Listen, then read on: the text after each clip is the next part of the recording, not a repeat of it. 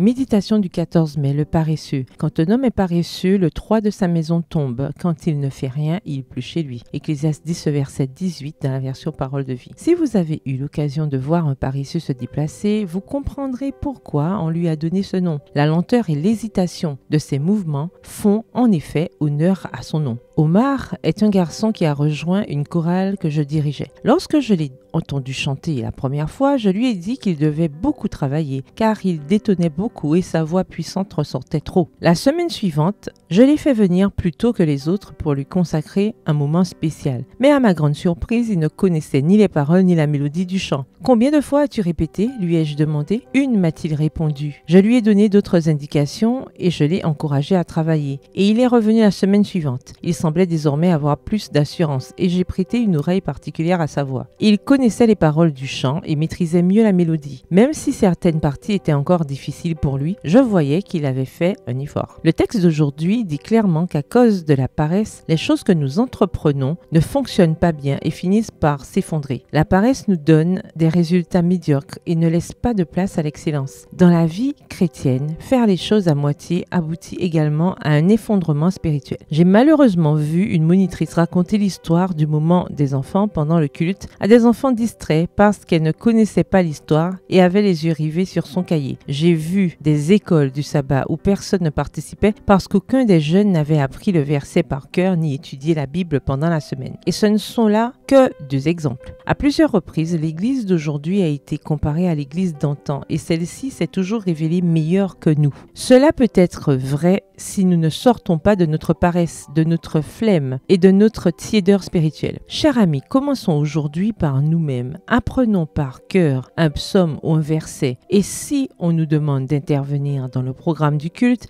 essayons d'apprendre par cœur l'histoire missionnaire ou l'histoire du moment des enfants. Dieu nous a donné des capacités, alors ne laissons pas la paresse faire tomber notre maison. Le secret, c'est de faire des efforts et d'essayer encore et encore jusqu'à ce que nous soyons satisfaits et que nous sentions que l'offrande que nous allons faire à Dieu est la meilleure qui puisse venir de nous. PS, heureuse de faire de mon mieux. Bonne journée, que l'Éternel vous bénisse.